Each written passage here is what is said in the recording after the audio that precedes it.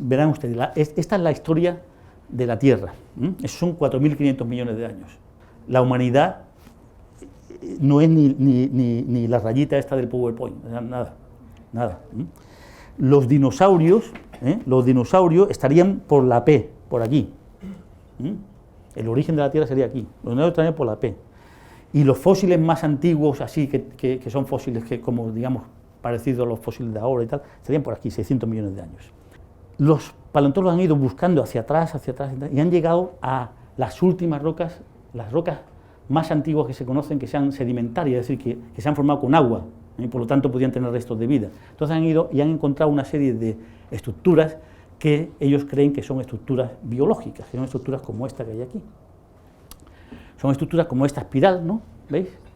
Estructuras como estas, son estructuras pequeñísimas, de micras, se tienen que ver con el microscopio.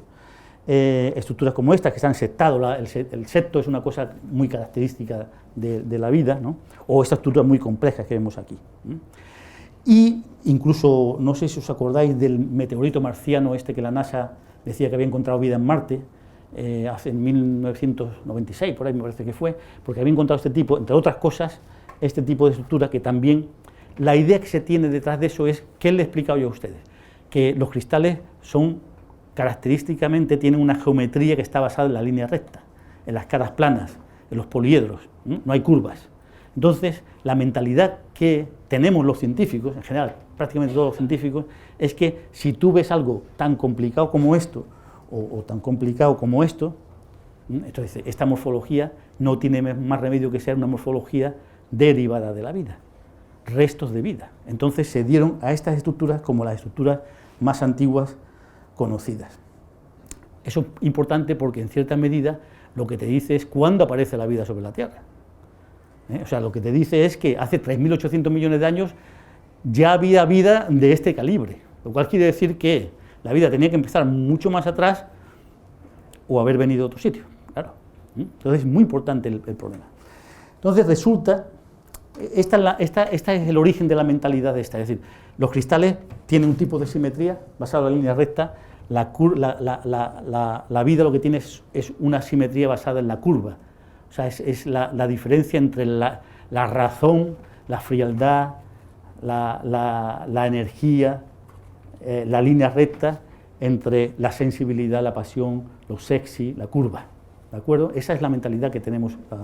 Entonces creemos que hay dos mundos, el mundo de la vida y el mundo de lo inorgánico, ¿no?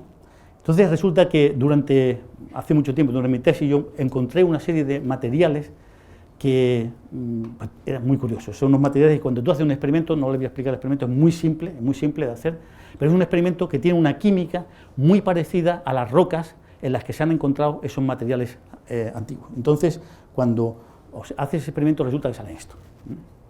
Entonces yo durante mucho tiempo que no pude publicar estos porque la mayoría de los referidos, los científicos tenemos un sistema que tú no publicas lo que quieres, sino tú mandas a una revista y entonces tenemos un sistema que se llama evaluación por pares, es decir, que otros colegas son los que reciben anónimamente tu trabajo y dicen si merece la pena ser publicado o no.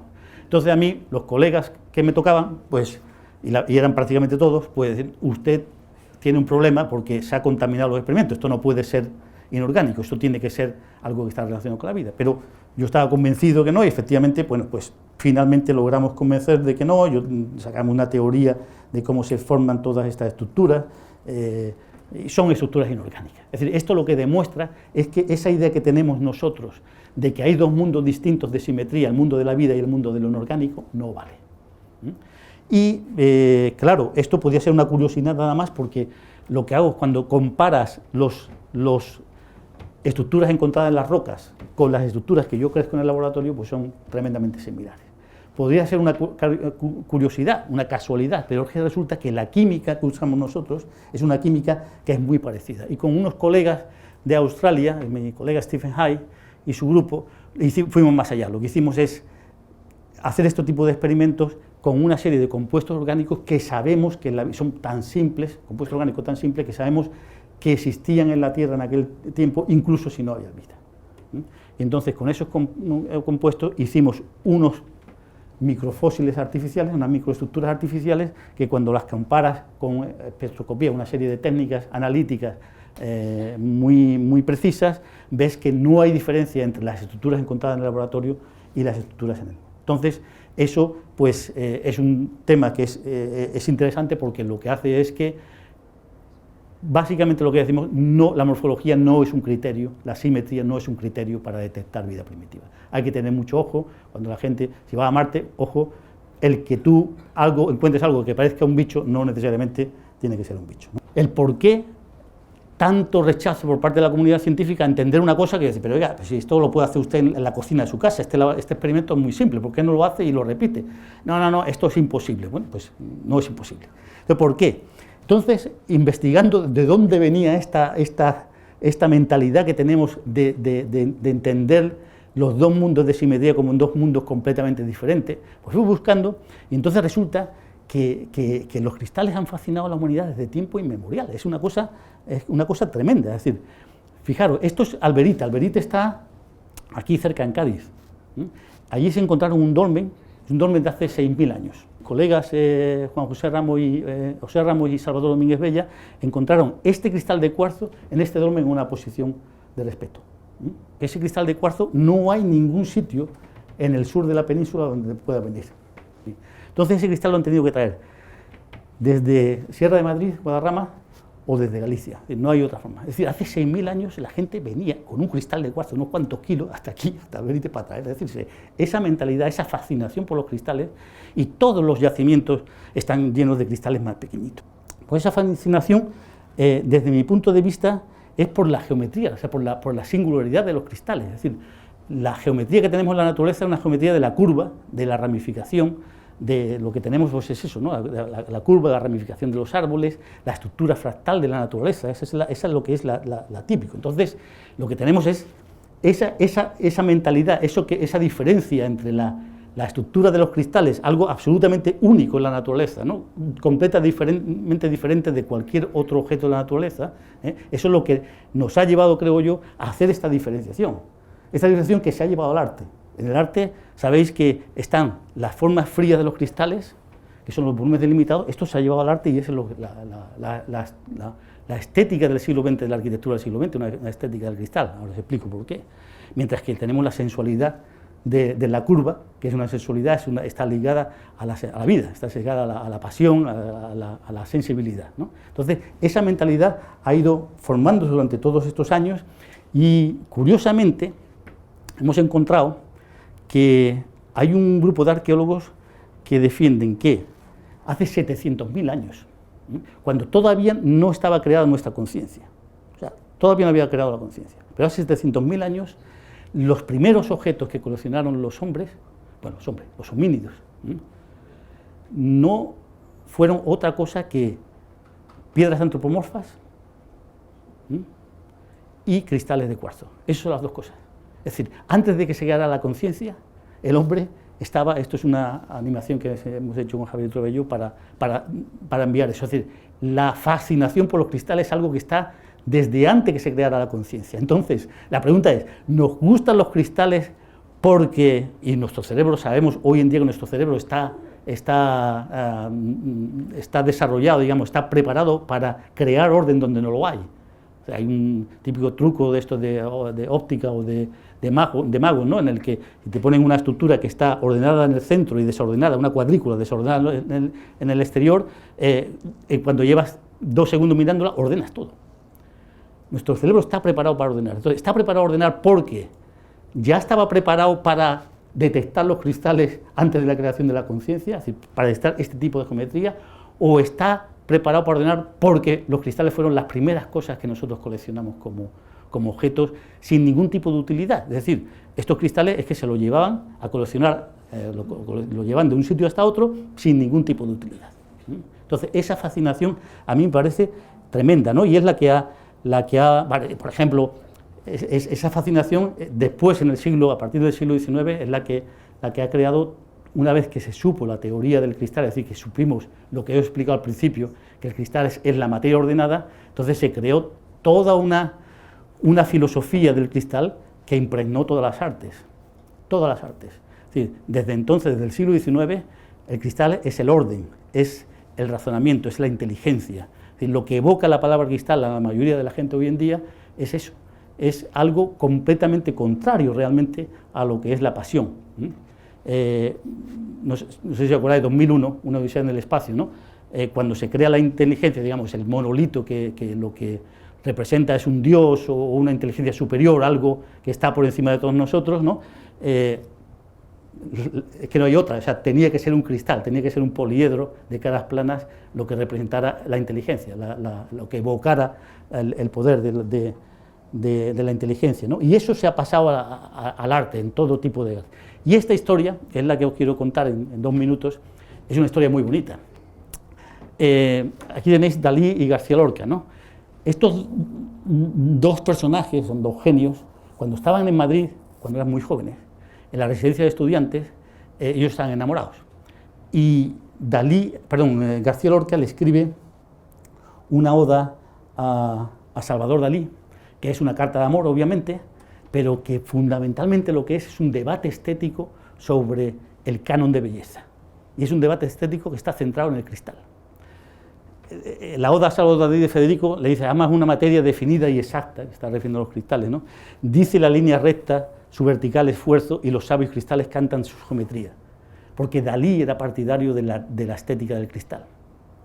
En aquel tiempo, Dalí, estamos hablando que tenía en los años 23, 24, 25, 1923, 24, 25. Y sin embargo, García Lorca obviamente era partidario de la sensualidad, de la curva, de la rosa. Entonces, pero también la rosa del jardín donde vive, siempre la rosa. Entonces, y ustedes dirán, bueno, ¿y eso cómo es que se hace? Pues es así porque mire, este es el tipo de pintura que hacía Dalí en ese tiempo. Dalí estaba muy influido por los puristas, por el cubismo, sobre todo por el cubismo, más que de Picasso, de Gris, y por los puristas italianos. Y había un movimiento, este es otro tipo de pintura de Dalí de esa época, ¿no? La pintura básicamente la línea recta, la geometría, la pureza del cristal, ¿no? Porque Dalí recibía en la residencia de estudiantes una revista, que es esta revista de aquí, que se llama L'Esprit Nouveau, y el Esprit Nouveau es donde se publica en el año 23 un manifiesto que está creado por un señor que se llama Le Corbusier, que es el responsable de que tengamos esa arquitectura, para mi gusto, lamentable del siglo XX, de que está basada en el cristal. Es el arquitecto de la línea recta. Aquí tenéis el tipo de casa de Le Corbusier, tuvo una influencia tremenda, y este escribió un manifiesto con Osanfan, que se llama Vers le cristal, hacia el cristal, en donde lo que hace es que define claramente que el canon de la belleza tenía que ser el cristal. ¿Por qué? Porque el cristal es la belleza, es el arte sin ningún tipo de pasión, es el arte como conocimiento, es decir, el arte como herramienta de conocer, no como herramienta de sentir. Entonces, Luis Buñuel, que es el primero que se va a París y entra en contacto con esta gente directamente, le escribe cartas a Dalí, y se ha dicho que fue el que se interpuso entre los dos para que se enemistaran, y en cierta medida es verdad, pero no por ningún otro aspecto, sino básicamente por esta cuestión. Buñuel le escribía a Dalí y decía, lamento, pero es que lo decía así, ese maricón, amigo tuyo, encadenado a la belleza, le decía encadenado a la belleza, no se da cuenta de que está completamente obsoleto. Es decir, hoy en día lo que realmente está de moda, lo que realmente aquí pinta en París, y lo que es moderno, lo que es realmente interesante, es precisamente el desapasionamiento, es decir, la belleza basada en lo que es la línea pura y fría del cristal, el arte como conocimiento. Y entonces esa es la historia, que a mí me parece una historia fascinante, ¿no? porque realmente da a entender la importancia que ha tenido el mundo del cristal, no solamente en la ciencia y la tecnología, como he explicado hasta ahora, sino en el arte también, ¿no? Esto, por ejemplo, es Mies van der Rohe, que es una clásico de la arquitectura, esta arquitectura cristalina, ¿no? Y de hecho, bueno, pues toda la arquitectura del siglo XX pues está dominada por la línea recta. Hoy en día ya hay Niemeyer, por ejemplo, en Brasil, posteriormente, ya hay una contestación, pero básicamente el skyline de toda la ciudad del mundo es un skyline que está basado en el cristal. Estos son estructuras modernas de hoy en día. Está en el museo en Ontario, en Royal Museum de Ontario. Esta es un plan del mundo de cristal en China, ¿no? Es una cosa alucinante, ¿no? En cierta medida en Nike llevado al arte, ¿no? Los cristales de Nike llevado en cierta medida al arte. Y fijaros, a mí me parece fantástico pues soñar lo que hubiera sido posible si a García Lorca no lo llegan a asesinar, es decir, porque realmente se tenían un respeto intelectual entre los dos, entre Salvador Dalí y García Lorca, tremendo, ¿no? Salvador Dalí, ya después de haberse peleado con García Lorca, peleado intelectualmente, ¿no? También amorosamente, pero fundamentalmente intelectualmente. Entonces hace un cuadro, pinta un cuadro y se llama Bouquet de flores, siempre la rosa. Entonces, como recordando, o sea, tenían un respeto entre ellos tremendo. Y García Lorca, en Poeta en Nueva York, si guarden ustedes el libro por la primera página, el primer verso de todo es este que está aquí. Y este es un verso escrito por él poco tiempo antes de su muerte, en el que él sigue manteniendo, o sea, él entendía, a mí me parece, García Lorca me parece de una potencia intelectual tremenda, ¿no? Es un tipo que realmente entendía perfectamente la frase que tenían ellos, Salvador Dalí y García Lorca, de cuando algo les gustaba, algo era moderno, algo era interesantísimo, decían, hay claridad. Eso significaba, es decir, como el cristal, ¿no? Hay claridad, ¿no? Ellos se lo conocen. Pero García Lorca mantuvo su posición, él entendía perfectamente la postura, digamos, de lo moderna del mundo intelectual de aquel tiempo, pero él seguía con su pasión andaluza, ¿no? Él seguía haciendo el arte fantástico que hacía y después pues, se mete en el surrealismo, ¿no? Y el primer verso dice, asesinado por el cielo, que es el skyline de Nueva York, el skyline cristalino de Nueva York, entre las formas que van hacia la sierpe, que es la curva, y la forma que buscan el cristal, yo dejaré crecer mis cabellos, que es el rizo. Entonces, a mí me parece fantástico, me parece que es un ejemplo claro de no solamente el poder de los cristales en la ciencia y la tecnología, en la vida cotidiana suyo, sino también, bueno, en estos temas del arte, ¿no? Estos son la gente que me ha ayudado en mi laboratorio durante toda mi carrera científica en montar este tipo de charlas, ¿no? Y bueno, y nada más, muchas gracias.